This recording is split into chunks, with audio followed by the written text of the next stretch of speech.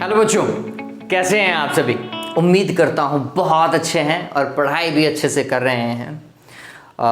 Last वाला video उम्मीद कर रहा हूँ वापस से कि आपने देखा होगा।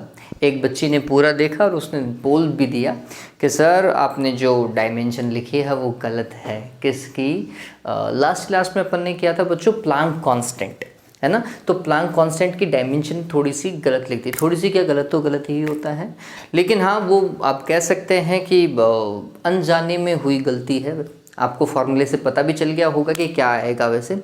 तो अपन प्लांक कांस्टेंट से ही चालू करते हैं, ठीक है। वीडियो को वहाँ से चालू करेंगे। ऑलराइट, चलिए तो वीडियो चालू करता हूँ। मैं हूँ प्रशांत माहेश्वरी और fun with physics YouTube channel पर आप सभी का बहुत बहुत स्वागत है। चलिए तो डेराइव्ड क्वांटिटीज में ही चल रहे हैं। फॉर्मूला सबसे पहले, मतलब क्वांटिटी को सबसे पहले लिखेंगे। यहाँ पर मैं क्वांटिटी लिख देता हूँ, फिर यहाँ पर उसका फॉर्मूला डिस्कस कर लेंगे।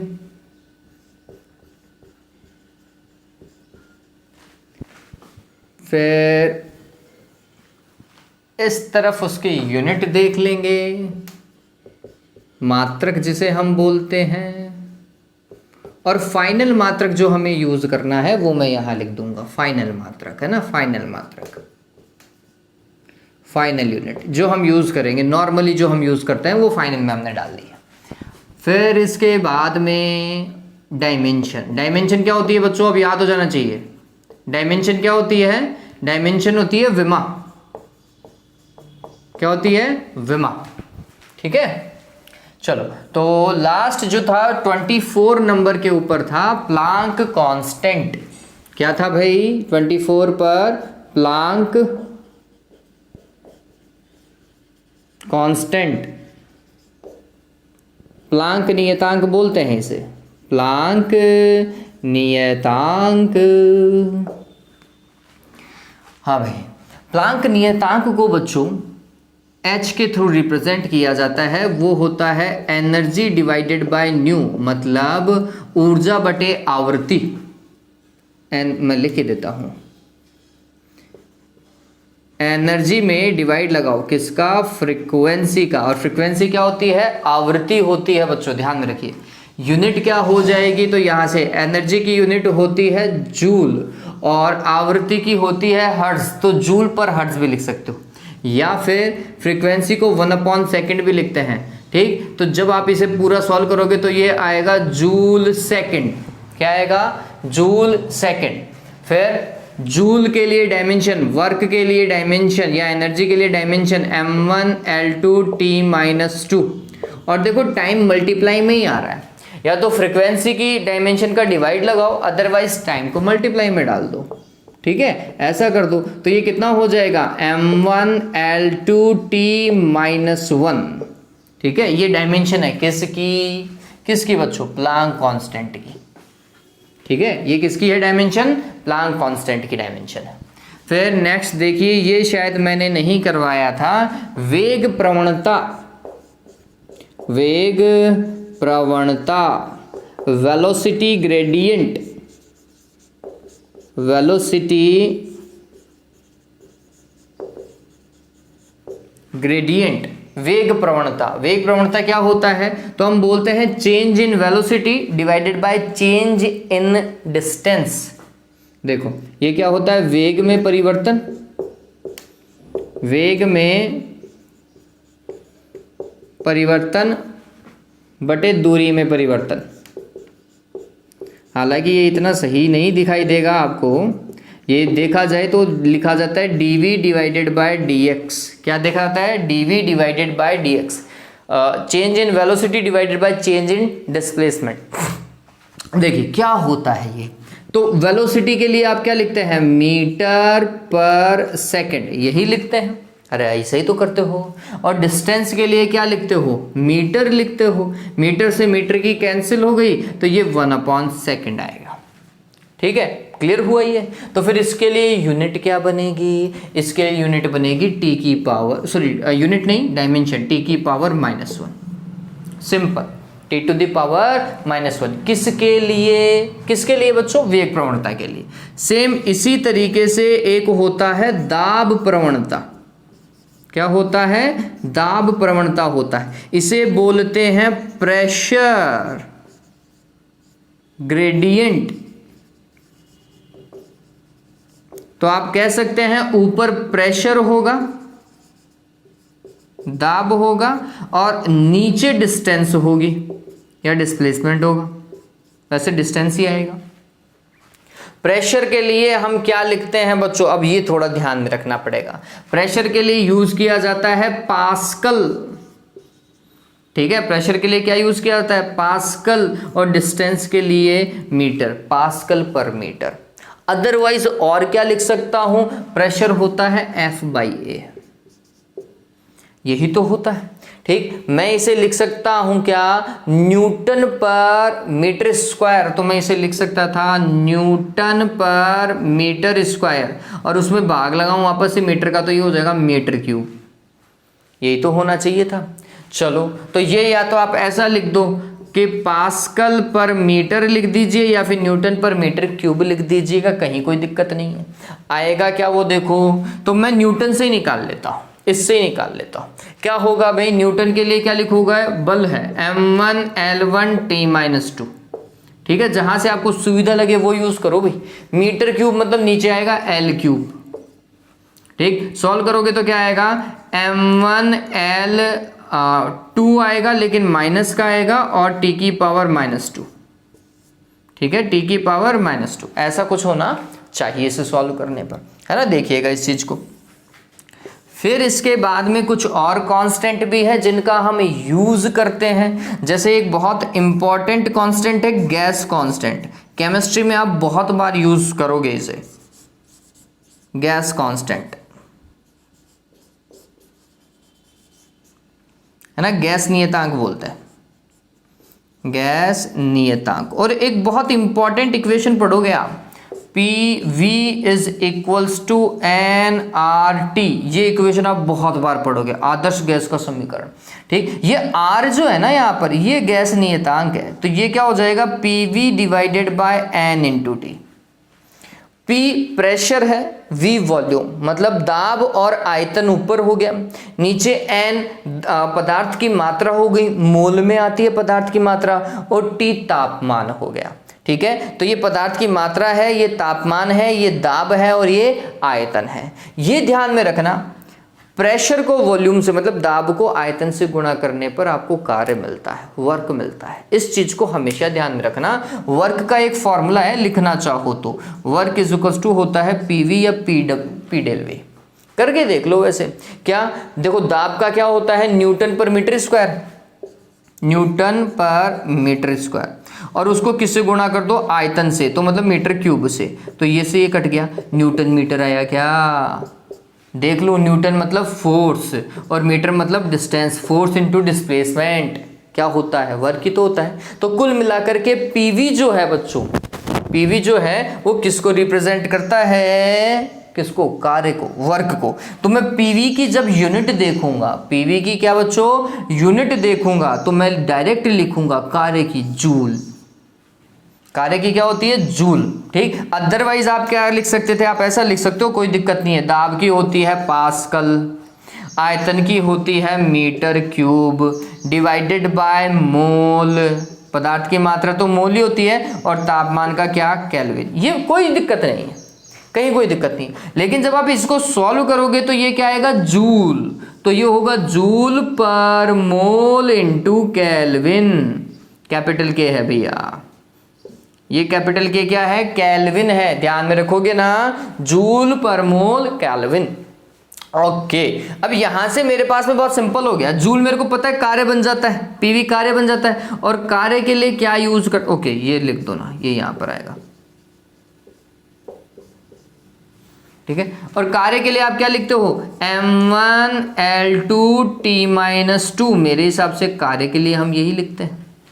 फिर मोल तो मोल में ही रहेगा, डायमेंशन मोल तो यही रहेगी, और केल्विन के लिए, टेम्परेचर के लिए कैपिटल के ही यूज करते हैं।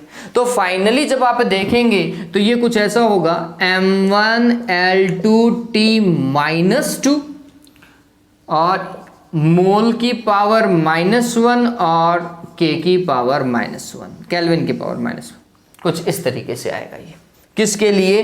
गैस नियतांक के लिए। जल्दी से करो, एक आध और है, 30 तक अपन करेंगे, उसके बाद में आगे स्विच कर जाएंगे। मैं वीडियो को देख लेता हूँ, इसकी क्लैरिटी तो ठीक चल रही है ना? हाँ चलो, अभी तक तो ये सही दिखाई दे रहा है, कहीं कोई दिक्कत नहीं नजर आ रही मेरे को। चलिए जल्दी से कर लीजिए, उम्मीद करता हूँ ये सही दिखाई दे रहा है। जल्दी से कीजिए, इस चीज़ को जल्दी से उतार लो, फिर आगे वाले पे काम करते हैं ना। मैं और देखिए क्वांटिटीज़ देख लेता हूँ जो हम डिस्कस कर सकते हैं।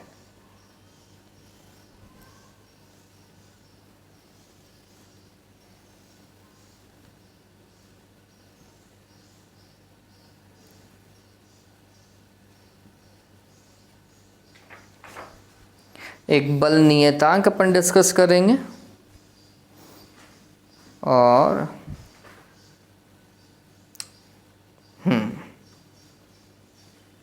बल नियतांक डिस्कस करना ही पड़ेगा अपन को, ठीक है। ओके, हो गया ये, डन, ऑलराइट। अब नेक्स्ट देखो,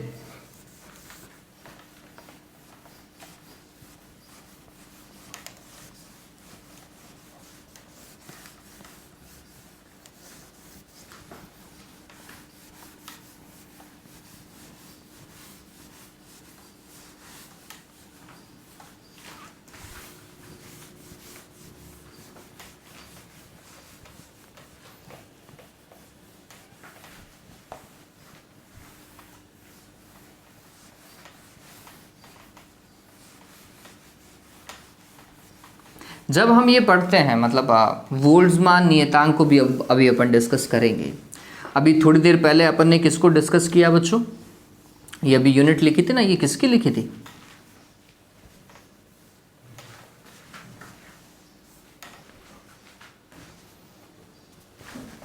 हाँ भाई, तो अपन अब देखेंगे बल नियतांक, फोर्स कांस्टेंट। इसे स्ट्रिंग कांस्टेंट भी बोला जाता है, स्प्रिंग कांस्टेंट भी बोला जाता है। चलिए, बल नियतांक,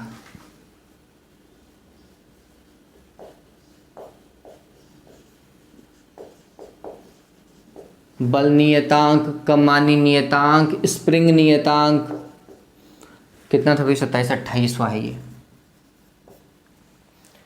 स्प्रिंग नियतांक भी इसे ही कहते हैं, स्प्रिंग नियतांक। इंग्लिश में बोलेंगे फोर्स कांस्टेंट या फिर नॉर्मली स्प्रिंग कांस्टेंट।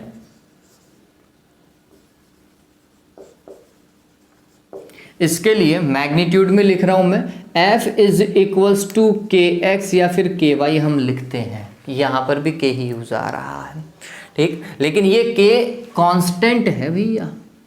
ये क्या है बच्चों? K कांस्टेंट है, ये बात ध्यान में रखिएगा। तो इस K के लिए लिखा जाता है force divided by distance,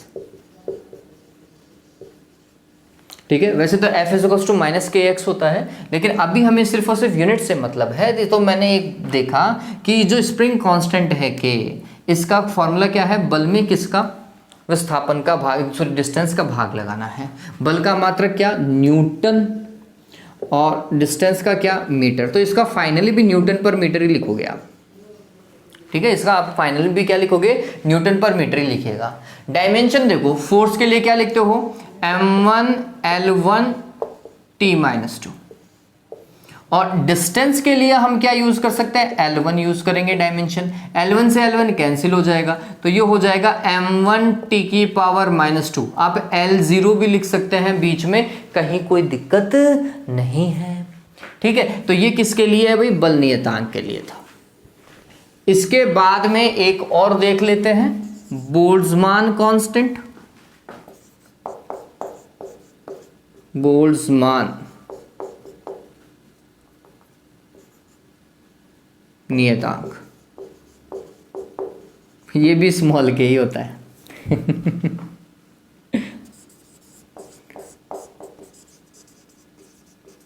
Boltzmann constant. अब इसके लिए जो फॉर्मूला होता है वो होता है एनर्जी डिवाइडेड बाय टेम्परेचर, मतलब ऊर्जा में किसका भाग लगाओ, ताप का भाग लगाओ। ठीक है, अब एनर्जी को किस में, जूल में, और टेम्परेचर को किस में, केल्विन में। ये क्या है बच्चों, जूल पर केल्विन है, ये बात ध्यान में रखिएगा, कहीं ऊंक चूक हो जाओ तुम इसे भी फॉर्मूला मान लो, नहीं भाई, जूल पर केल्विन ही है। ये कैपिटल के है भाई, स्मॉल के नहीं है।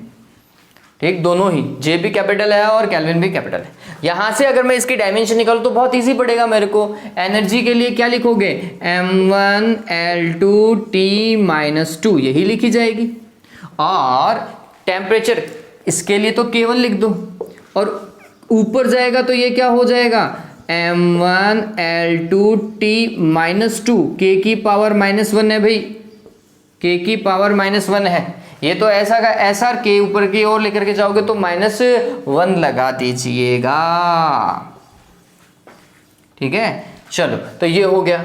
एक और अपन क्वांटिटी चूज कर लेते हैं, मैं देख लेता हूं और कौन सी क्वांटिटी अपन नॉर्मली जो यूज करते हैं उनमें से देखेंगे। ठीक है, ये सारी चीजें आप देखेंगे जो बहुत ज्यादा यूज आती है ना, वो मैंने आपको करवाई है। बोल्ट्जमान मैं आपको करवा चुका हूं, स्टीफन अभी कोई मतलब वाली बात है नहीं। शांता गुणांक, यस, शांता गुणांक, विस्कोसिटी कोफिशिएंट, शांता गुणांक, कोफिशिएंट ऑफ विस्कोसिटी। ठीक, ये क्या होता है, नीटा से इसे प्रदर्शित किया जाता है। एक फॉर्मूला है, ये ध्यान में रखना, फोर्स का 6 पाई ईटा आर वी। ठीक, ये जो यहां पर आपको n जैसा दिखाई दे रहा है ना, ये थोड़ा सा बड़ा n दिखाई दिया, ये कोफिशिएंट कौन सा है बच्चों, शांता गुणांक है। तो फिर इसका अगर आप देखोगे तो ये कुछ ऐसा होगा, फोर्स में किसका डिवाइड होगा, 6 पाई और r और v का। ठीक है, अब आप गौर कीजिए, 6 और पाई ये तो एक न्यूमेरिकल डिजिट है यहाँ पर, ये जो है ना f divided by R V, इससे इसकी क्या बनेगी, यूनिट बनेगी। कैसे, फोर्स के लिए क्या, न्यूटन। ठीक, r और v, r के लिए क्या, मीटर, और ये क्या, मीटर पर सेकंड। तो मीटर पर सेकंड कहाँ चला गया, सेकंड ऊपर चला गया क्या, तो newton second divided by metre square. मेरे हिसाब से तो यही बैठ रहा है, करके देख लीजिए। हाँ, न्यूटन इसका आ जाएगा, आर का मीटर आ गया, वी का मीटर पर सेकंड होता है। ठीक, तो फाइनली ये हो जाएगा newton second divided by metre square. हालांकि इसका एक और फॉर्मूला है, एक और फॉर्मूला है वो, लेकिन अपन काय को यूज़ करें, उसके अंदर होता है माइनस का नीटा a d v divided by d x, उससे भी यही आता है। ठीक है, उससे भी यही आएगा, लेकिन ये बहुत सिंपल सा फॉर्मूला है, ये आप यूज़ भी करेंगे। चलिए, तो यहाँ से अगर मैं देखूँ तो फोर्स ऊपर आ रहा है, तो फोर्स के लिए क्या, m1L1T-2 है ना, और इसमें डिवाइड देखो डिस्टेंस का, मतलब L1 लिख दो, और वेलोसिटी के लिए क्या होता है, L1T-1, यही तो होता है भाई। L1 से L1 की रामायण कैंसिल हो जाएगी। ठीक, आप ऊपर लेकर के जाओ इस सारी चीज को, तो ये हो जाएगा कुछ ऐसा, m1L-1T⁻⁻1। देखो मेरे हिसाब से तो ये यार है ना। चलो अब इस चीज को जल्दी से उतार लो, फिर आगे काम करते हैं। और मैं वीडियो को एक बार और चेक कर लेता हूँ, जल्दी से काम करूँ, यहाँ पर जल्दी से काम कीजिए। मैं ये बढ़ाने की कोशिश करता हूँ, शायद थोड़ी ब्राइटनेस और बढ़ जाए, इतनी ठीक रहेगी है ना, इससे हमें दिखाई देगा। ऑलराइट, चलिए जल्दी से इस चीज़ को उतारें। जहाँ तक मुझे लगता है यही कॉमनली यूज हैं, इनका उपयोग हम बहुत बार करेंगे।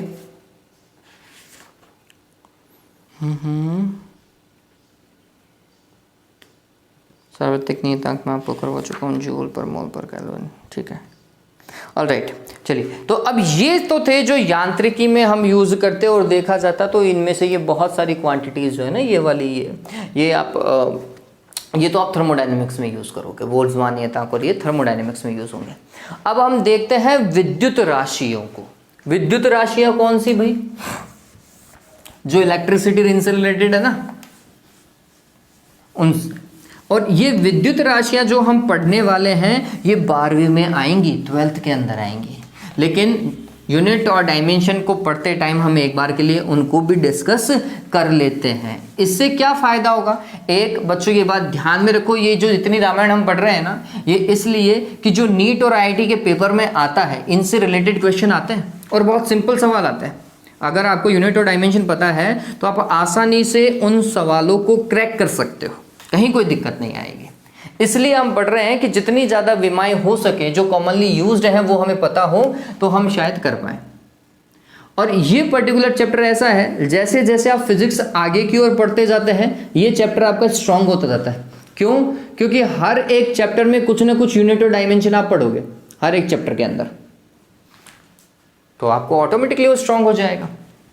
चलिए, तो नेक्स्ट जो है 30 तक कर चुके हैं, अब 31 में अब हम इलेक्ट्रिसिटी वाली क्वांटिटीज को पढ़ेंगे।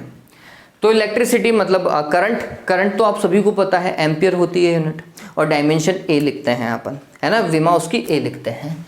जो नेक्स्ट है वो हमारे पास में है चार्ज। क्या है? चार्ज। चार्ज को बोलते हैं क्या हिंदी में? आवेश बच्चों। क्या बोलते हैं? आवेश। अब देखिए इस आवेश का formula Q is equals to I into T, current into time. Current into time. Current के लिए क्या यूज करते हो? एम्पियर यूज करते हो। टाइम के लिए एम्पियर। टाइम के लिए क्या यूज करते हैं? सेकंड यूज करते हैं। एम्पियर का ये छोटा आएगा, पूरा लिखते टाइम छोटा लिखता है, ठीक, एम्पियर इंटू सेकेंड। और अगर मैं इसे ऐसा लिखूं तो एम्पियर इंटू सेकेंड या तो AS लिख दो, अदरवाइज A और स्मॉल s, अदरवाइज आप लिखेंगे C कुलाम। क्या लिखेंगे इसे? कुलाम। COULOMB। हिंदी में पढ़ोगे कुलाम। क्या पढ़ोगे? कुलाम। अरे पढ़ा है आपने, 10th में पढ़ रखा है ना, C से रिप्रेजेंट करेंगे। चलिए डायमेंशन देखो, तो करंट के लिए क्या बच्चों? A1, टाइम के लिए T1। तो ये हमेशा ध्यान में रखना, A1 T1 किसकी डायमेंशन है? चार्ज की। इसको भूलना मत भाई, बहुत बार यूज होगा 12th में, ठीक है। चलिए फिर नेक्स्ट देखो, फिर अपन देखेंगे पोटेंशियल। किसके लिए देखेंगे? पोटेंशियल, या फिर पोटेंशियल डिफरेंस। मतलब या तो हम पढ़ें विभव को या फिर विभवांतर। विभवांतर, ठीक। फॉर्मूला क्या होता है रे? W डिवाइडेड बाई Q, है ना। वर्क, W मतलब वर्क, कार्य, और उसमें किसका डिवाइड है? चार्ज का। कर सकते हो क्या? जल्दी से करो, जल्दी से। वर्क के लिए क्या बच्चों? जूल, और चार्ज के लिए क्या? कुलाम, ठीक है। पूरा लिख देता हूं, JOULE, जूल का J कैपिटल में ही आता है, डिवाइडेड बाय कुलाम, और ये क्या होगा? COULOMB, ठीक है। तो जूल पर कुलाम, जिसे फाइनली देखो विभवांतर को आपने वोल्ट में नापा था क्या? तो यहां पर अपन लिखेंगे इसे फाइनली हम बोलते हैं वोल्ट, और रिप्रेजेंट किया जाता है कैपिटल V से, ठीक है। अब देखो डायमेंशन, वर्क की डायमेंशन क्या होती है? वर्क की विमा M1L2T-2, और उसमें डिवाइड लगाओ चार्ज की A1T1। बताओ भी, कर सकते हो ना? क्या आएगा? M1L2T⁻³ है मेरे हिसाब से, और A की पावर क्या? -1। देख लीजिएगा, मेरे हिसाब से यही बैठ रहा है। M1L2T⁻³ है और A की पावर -1 है, यही है। फिर इसके बाद में जो क्वांटिटी आपने यूज़ करी है, इसके बाद में आपने क्या यूज़ किया होगा 10th में? सोचें। कैपेसिटेंस आपने यूज़ किया नहीं है। पावर तो सेम वैसे की वैसी, एनर्जी भी वैसे का वैसा। चलो, तो अब आगे वाली क्वांटिटी मैं खुद ही लिखा रहा हूं। अब नेक्स्ट देखो है कैपेसिटेंस, धारिता। धारिता, कैपेसिटेंस। रेजिस्टेंस भी मैं करवाऊंगा अभी। तो कैपेसिटेंस के लिए हम लिखते हैं बच्चों C, और C इज इक्वल टू क्या होता है, Q divided by V। Formula देखिए, Q divided by V। Q क्या है, चार्ज। Q क्या है, चार्ज, आवेश। और V क्या है, V पोटेंशियल या पोटेंशियल डिफरेंस। बात समझ में आ रही है क्या? आवेश में किसका भाग लगाओगे, विभव का। आवेश को किसमें, कूलाम में, और विभव को किसमें, वोल्ट में। कूलाम पर वोल्ट, क्या लिखेंगे इसे, कूलाम प्रति वोल्ट। और सम्मिलित रूप से आप लिखेंगे बच्चों फैरड। क्या लिखेंगे, फैरड। ये ध्यान में रखना।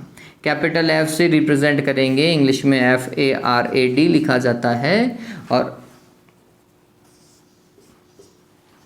कैपिटल F से रिप्रेजेंट किया जाता है। ठीक है, चलिए ये फैरड होता है। अब इसके लिए डायमेंशन निकालना बहुत इजी है। चार्ज के लिए क्या होती है, A1 T1। पोटेंशियल के लिए ये रहा। अब तो मेरे को पता है, मैं ऊपर वाली उतार देता हूं, क्या, M1 L2 T की पावर -3 A की पावर -1। ठीक, क्या हो जाएगा वो देखो, करके देखते हैं। M की पावर कितनी, -1, L की पावर कितनी, -2, T की पावर देखो भाई 4 हो जाएगी क्या, 3 ऊपर गया, प्लस का 3 और 1 ये हो जाएगा। ऐसे ही A की पावर देखो प्लस का 2 है, मेरे हिसाब से तो ये आएगी। ठीक है, फिर ऐसे ही एक और देखें, रेजिस्टेंस,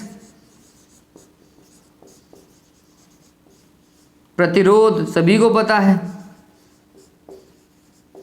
ना। प्रतिरोध क्या होता है, R इज इक्वल टू क्या होता है, V डिवाइडेड बाय I, यही होता है ना। क्या बोलते हो, वोल्टेज डिवाइडेड बाय करंट, या फिर विभव बटा धारा। तो मैं लिख देता हूं पोटेंशियल डिफरेंस, विभवांतर होता है नॉर्मली इसमें, potential difference divided by current. चलो देखो कैसे देखेंगे इसको। इसके लिए सिंपल सा कॉन्सेप्ट है कि प्रतिरोध को किसमें मेजर किया जाता है, ओम में,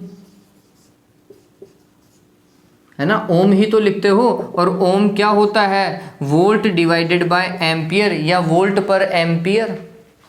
सिंबल क्या यूज करते हो, ऐसा यूज करते हो क्या, ओम का यूज करते हैं। चलिए ये क्या होगा, पोटेंशियल डिफरेंस या फिर पोटेंशियल, ये तो सेम ही है क्या, कितना, M1 L2 T की पावर -3 और A की पावर -1। इसमें डिवाइड किसका, करंट का, A1।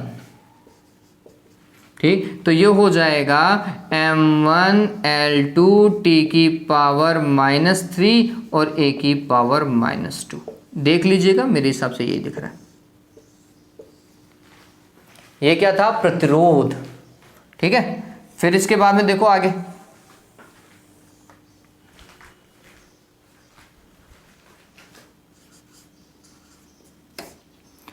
Next, permittivity of free space.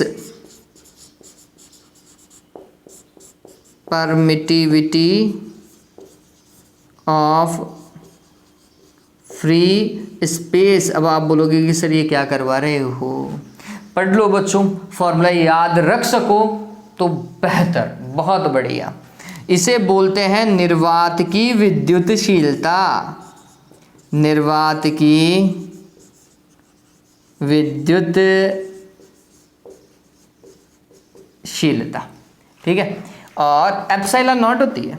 ये देखो एक फॉर्मूला है फोर्स का, जो आप 12th में पढ़ोगे, होता है 1/4 pi epsilon not Q1 Q2 divided by R²। यहाँ से एप्सिलॉन नॉट निकालो, तो एप्सिलॉन नॉट इधर लेकर के आओ, F इधर ले आओ, तो ये हो जाएगा 1/4 पाई क्या बच्चों, F। फिर Q1 Q2 डिवाइडेड बाय क्या बच्चों, R²। गौर कीजिएगा कितना सिंपल है। Q1 और Q2 आवेश हैं, चार्ज हैं, तो इसका भी कूलाम और इसका भी कूलाम, तो ऊपर क्या हो गया, कूलाम स्क्वायर। नीचे देखो प्रति में, 4 पाई तो नंबर है, F बल है न्यूटन, और ये R दूरी है मीटर स्क्वायर। कूलाम स्क्वायर प्रति newton metre square, coulomb square प्रति न्यूटन मीटर स्क्वायर। हो गया क्या? अब देखो इसकी डायमेंशन कितनी सिंपल हो गई। कूलाम के लिए चार्ज ही तो है ना, A1 T1 इसका और A1 T1 इसका, तो मैं क्या लिख देता हूं ऊपर A2 T2 लिख देता हूं। दोनों आवेश का काम हो गया क्या? नीचे फोर्स और दूरी है, फोर्स के लिए क्या बच्चों M1 L1 T-2, ये फोर्स के लिए, बल के लिए, और दूरी के लिए क्या बच्चों L2, दूरी के लिए यही तो है L2। गौर कीजिए, सारी चीजों को ऊपर लेकर के जाओ तो ये क्या हो जाएगा m⁻⁻1।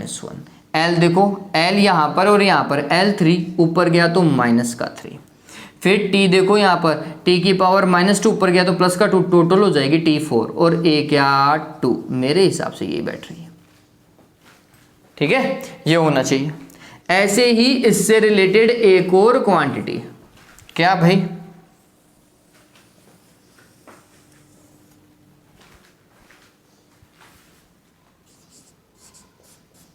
Relative permittivity, relative permittivity, जिसे हम डाइलेक्ट्रिक कांस्टेंट भी बोलते हैं। एक ही चीज के 10 नाम है भाई। परावैद्युतांक हिंदी में क्या लिखेंगे? परावैद्युतांक, या फिर आपेक्षिक विद्युतशीलता, आपेक्षिक विद्युतशीलता। इसके 2 फॉर्मूला हो सकते हैं, लेकिन मैं आपको सिंपल सा बता रहा हूं, एप्सिलॉन आर। ये क्या होता है? निर्वात में जो बल होता है उसमें माध्यम में लगने वाले बल का डिवाइड लगाते हैं। मतलब ऊपर भी बल है और नीचे भी बल है, मतलब ऊपर भी न्यूटन आएगा, नीचे भी न्यूटन आएगा, न्यूटन से न्यूटन कैंसिल, 1, मतलब मात्रकहीन। मतलब ये क्या है? मात्रकहीन है। लिख दीजिएगा यहां पर भी, मात्रकहीन, यूनिटलेस, ठीक है। और मात्रक भी नहीं है तो देवताओं विमा तो हो ही नहीं सकते, विमाहीन, विमाहीन, डायमेंशनलेस। और विमाहीन अगर होता है तो उसके लिए विमा कितनी लिखते हैं हम? 1 लिखते हैं, आप सभी को पता है, ठीक है। तो ये हो गया। अभी तो और भी है, इलेक्ट्रिक फील्ड भी है, उसकी भी मैं आपको लिखाऊंगा। जल्दी से ये उतारो, जल्दी से उतारो। उम्मीद करता हूँ वैसे तो मेरे साथ में लिख लिया होगा, लेकिन उतार लीजिए। जिन्होंने नहीं उतारा है वो जल्दी से उतार लीजिए इस चीज को।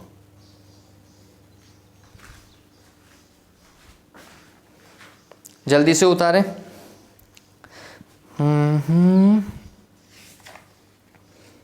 ओके, 3 और लिखेंगे इसके अंदर और फिर आगे चलते हैं चुंबकीय राशियों के ऊपर, है ना। छोटी छोटी सी चुंबकीय राशियां भी हैं, उनके बारे में अपन डिस्कस कर लेंगे। हो गया ये?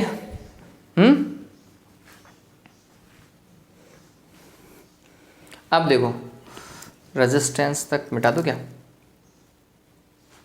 ये नीचे वाले मिटा देता हूँ यहाँ से, क्योंकि इनका मैं शायद उपयोग कर सकता हूँ। तो 37 नंबर 37 यहाँ से स्टार्ट कीजिएगा, है ना।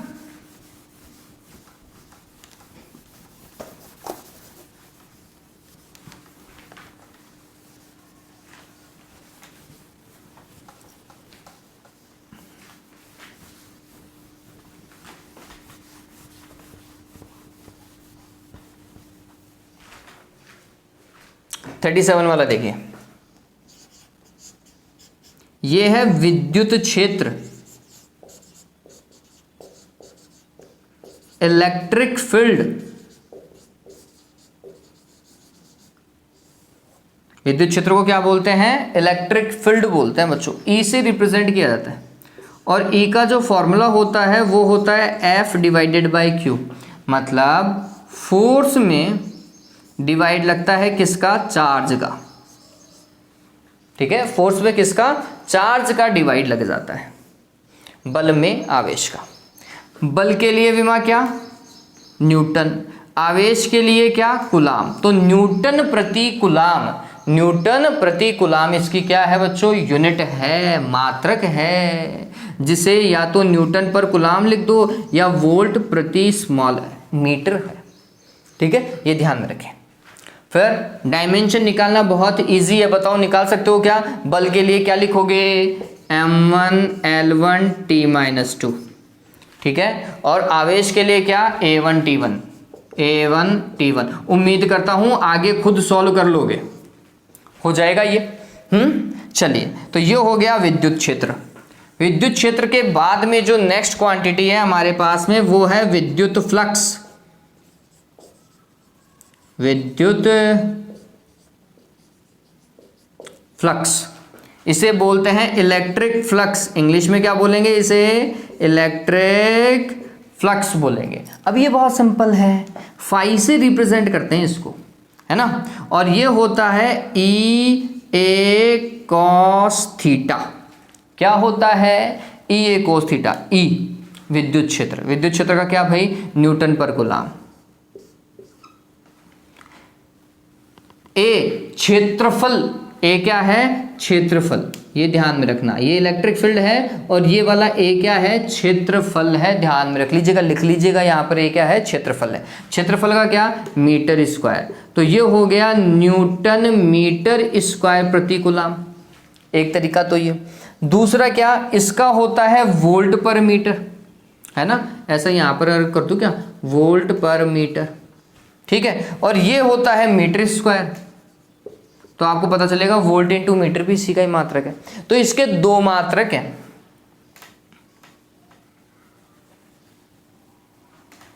या तो ये लिख दो या फिर कोमा लगा देता हूं, वोल्ट पर मीटर को किससे गुणा करो? मीटर स्क्वायर से।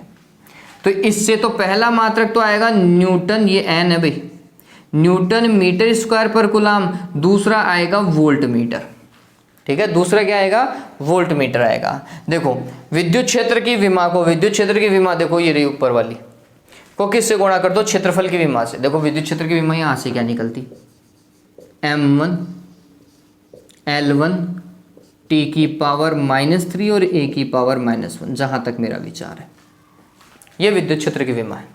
अब ये गुणा होती किससे? क्षेत्रफल की विमा से, मतलब L2 से। क्षेत्रफल के लिए L2 ही तो है, तो कुल मिलाकर के यहाँ पे क्या हो जाएगा?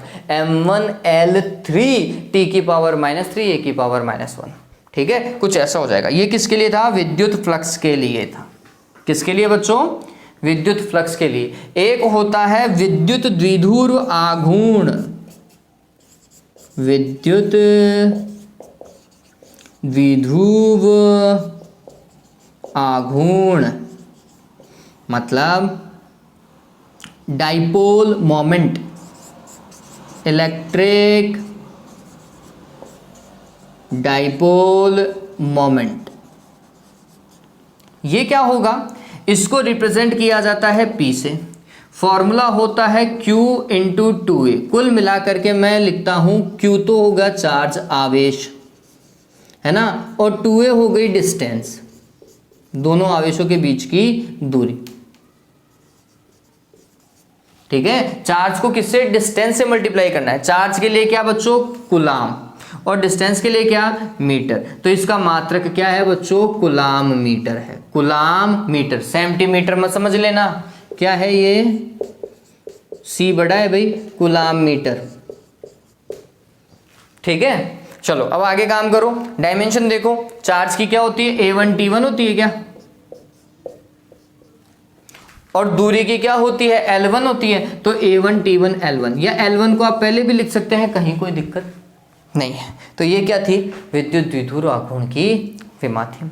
ऐसे बहुत सारी विमा और लिख सकते हैं, अभी तो बहुत बड़ा है, लेकिन इतने से हमारा काम नॉर्मली हो ही जाता है, ठीक है। तो जल्दी से उतारो, जल्दी से उतारो। फिर अपन चुंबकीय राशियों के बारे में चलेंगे और फिर काम खत्म और अपना वीडियो भी खत्म, ठीक है। चलिए, हो गया ये। स्क्रीनशॉट ले लीजिएगा और चुंबकीय राशियों के बारे में डिस्कस करना चालू करते हैं। इसका स्क्रीनशॉट ले लीजिएगा, है ना।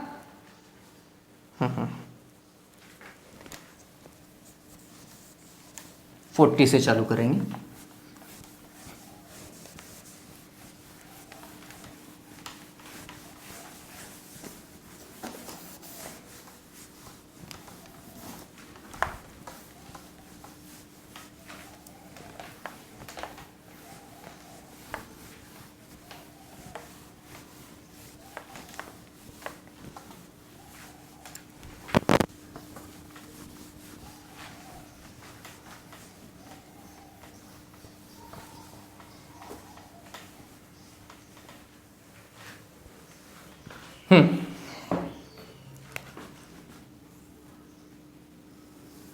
अब अपन किसके बारे में बात करेंगे? मैग्नेटिक क्वांटिटीज के बारे में बात करेंगे।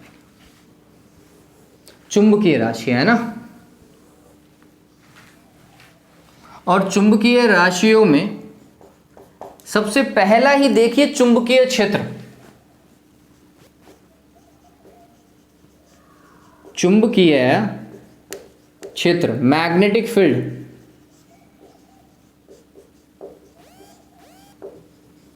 बहुत सारे फॉर्मूले हो सकते हैं। मैग्नेटिक फील्ड के बहुत सारे फॉर्मूले हो सकते हैं, लेकिन एक जो सिंपल फॉर्मूला है जो जिससे हम निकालेंगे वो होगा Q V B sine theta. हालांकि इससे सिंपल भी संभव है, लेकिन अभी हम इसी से करेंगे। तो B जो होता है वो मैग्नेटिक फील्ड होता है, तो हमने लिखा B इज इक्वल टू क्या, F डिवाइडेड बाय क्या बच्चों, क्यू वी साइन थीटा। ठीक है, F में किसका, क्यू वी साइन थीटा का डिवाइड लगा दिया। अब देखो यूनिट समझो, F है न्यूटन, बल है, फिर इसमें आवेश का भाग लग रहा है मतलब कूलाम, इसमें V ये वेग है, ये क्या है, वेग है, वेलोसिटी है। तो वेलोसिटी का क्या होता है, मीटर पर सेकंड होता है, तो सेकंड कहाँ जाएगा, ऊपर जाएगा क्या। तो इसको थोड़ा और तरीके से लिख देता हूं, न्यूटन और यहां पर कूलाम, ये मीटर पर सेकंड, सेकंड ऊपर चला गया। Sine theta, cos theta, tan theta, इनका कोई मात्रक विमा नहीं होती। ठीक, तो ये हो गया न्यूटन सेकंड प्रति कूलाम मीटर, जिसे फाइनली शायद आपने कभी पढ़ा हो टेस्ला। पढ़ा है क्या ये टेस्ला? टेस्ला पढ़ा है, ये बात ध्यान रखना। टेस्ला का सिंबल होता है कैपिटल टी, टेस्ला, टी लिखते हैं हम इसको। क्या लिखते हैं बच्चों, टेस्ला, ध्यान में रखिएगा। विमा निकाल लोगे क्या? बल की विमा क्या होती है, m1L1T - 2, m1L1T - 2 डिवाइड किसका लगाओगे, आवेश की विमा A1T1, वेग की विमा L1T - 1। तो देखो ये तो कट गया, प्लस का 1 और माइनस का 1 तो कट गया, A1 तो A की पावर -1 हो जाएगा, और L1 से L1 भी कैंसिल, तो ये हो जाएगा m1T की पावर -2 A की पावर -1, जहां तक मैं देख पा रहा हूं। ठीक है, ये आएगा। फिर इसके बाद में आता है चुंबकीय फ्लक्स। जैसे विद्युत फ्लक्स था ना, वैसे ही चुंबकीय फ्लक्स भी होता है। चुंबकीय फ्लक्स होता है। ठीक, चुंबकीय फ्लक्स को हम लिखते हैं मैग्नेटिक फ्लक्स,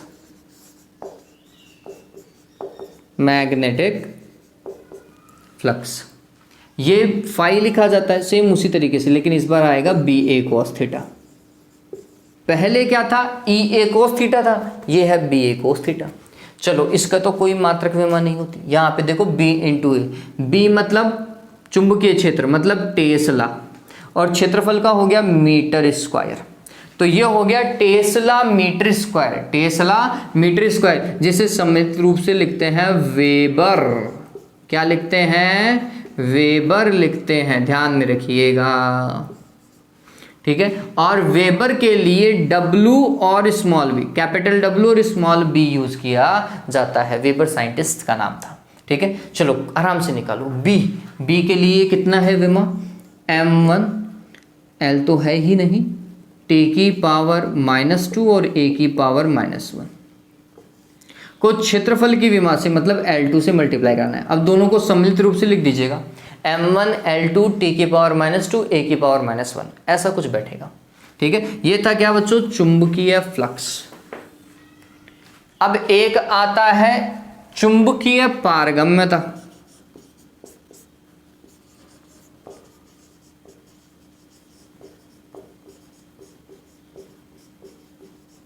और निर्वात की चुंबकीय पारगम्यता में लिख रहा हूं, मतलब magnetic permittivity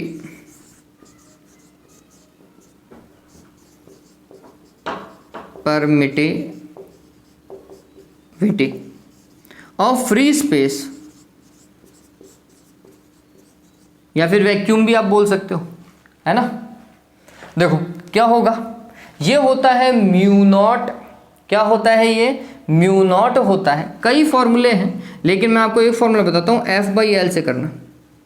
F by L is equals to होता है mu naught I1 I2 divided by 2πd। ये सबसे सरल फॉर्मूले में से एक है जिससे आप आसानी से काम कर पाओगे, अदरवाइज तो दिक्कत ही दिक्कत है। तो म्यू नॉट बराबर देखो क्या हो जाएगा, ये हो जाएगा एफ को मल्टीप्लाई करो 2πd से और नीचे I1 I2 आ जाएगा। इसकी बहुत सारी विमाएँ निकलेंगे बच्चों, ये बात और ध्यान में रखें, एक विमा नहीं है, बहुत सारे विमा निकलेंगे। तो बहुत सारी विमा, चलो आगे देखते हैं। हाँ, अब यहाँ पे देखो बल का मात्रक क्या होता है, न्यूटन। बस विमाएँ एक ही है, उसे मात्रक बोल रहा हूँ, मात्रक बहुत ज़्यादा नहीं कर सकता। 2π का कोई मात्रक नहीं होता, d का मात्रक होता है मीटर। यहाँ पर थोड़ी सी गलती कर दी क्या, ये I1 I2 के साथ में L भी तो मल्टीप्लाई होगा। देखो तो I1 I2 करंट है, एम्पियर इंटू एम्पियर, एम्पियर का स्क्वायर, L मीटर, तो मीटर से मीटर कैंसिल, क्या आया भाई, न्यूटन और पर एम्पियर स्क्वायर। किसकी विमा है, म्यू नॉट की विमा है इसकी। ठीक, सबसे सिंपल, सबसे सही, सीधी, एक्यूरेट। चलो ये क्या हो सकता है, होगा m1L1 t की पावर -2। और ये क्या भाई, इसके लिए तो करंट ही है ना, करंट के लिए तो आप क्या लिखोगे, A2 लिख दूँ क्या, 2 बार आ रही है। समझो भाई, बल के लिए मैंने यूज़ कर ली, ये बल ही तो था न्यूटन, मैंने बल के लिए यूज़ कर ली। नीचे करंट की है तो करंट का यूज़ कर लिया, यहाँ से भी निकाल सकते हैं। जो सिंपल तरीका है उससे एक जगह लिख देना, अलग अलग नहीं लिखना है, एक जगह लिखना है m1L1 t की पावर -2 a की पावर -2, ऐसा लिखोगे आप। ऐसी बहुत सारी राशियां हैं बच्चों, और यहाँ पर मैं कंप्लीट कर रहा हूँ चुंबकीय आघूर्ण लिख करके। चुंबकीय आघूर्ण, magnetic moment, magnetic moment capital M से रिप्रेजेंट करते हैं, और ये होता है कैपिटल NIA। समझाता हूं मैं, ये फॉर्मूला है, N फेरो की संख्या, N क्या है, संख्या है फेरो की, I करंट धारा, और A क्षेत्रफल, क्षेत्रफल धारा फेरो की संख्या। ठीक है, चलो तो संख्या का कोई मात्रक नहीं होता, I धारा, धारा मतलब एम्पियर, और A क्षेत्रफल है मीटर स्क्वायर, तो ये हो गया एम्पियर मीटर स्क्वायर। क्या हुआ, एम्पियर मीटर स्क्वायर। फिर विमा देखो, एम्पियर की तो A1 और मीटर स्क्वायर मतलब L2, तो ये हो जाएगा L2A1। खत्म, किस्सा बहुत सिंपल था। ठीक है, तो इस तरीके से काम होगा। उम्मीद करता हूँ ये चीज़ आपको आसानी से समझ में आ गई होगी। और ऐसे बहुत सारे काम अभी बाकी है, मतलब ऐसी बहुत सारी विमाएँ मात्रक निकाली जा सकती है। कंडीशन अप्लाइड, हमें क्या पता होना चाहिए, फॉर्मूला पता होना चाहिए। अगर आपको फॉर्मूला पता है तो आपका मात्रक भी निकलेगा, आपके विमा भी आसानी से निकल जाएगी। ठीक है ये बात। चलिए, तो ये बेसिक से मात्रक थे, एक बार के लिए उतार लो, इसके बाद में थोड़ा सा और बता देता हूँ, जल्दी से उतारें।